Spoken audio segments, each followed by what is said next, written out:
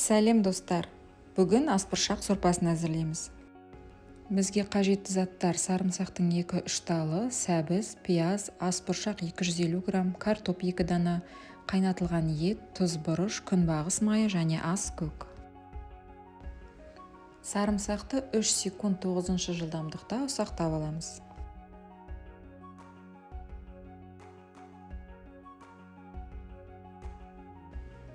Пияз бен сәбізді салып 3 секунд 5 жылдамдықта тураймыз.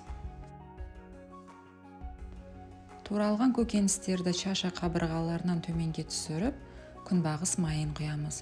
7 минут 120 градус 1 жылдамдықта қуырамыз.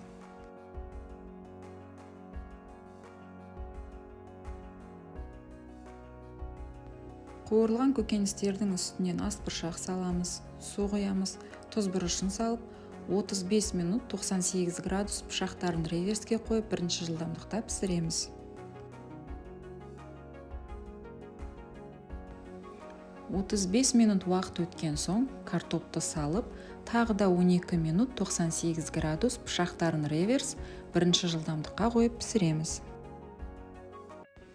Сорпа дайын болған соң қайнатылған етті салып араластырамыз. Ас көкпен де ас емдеуге болады.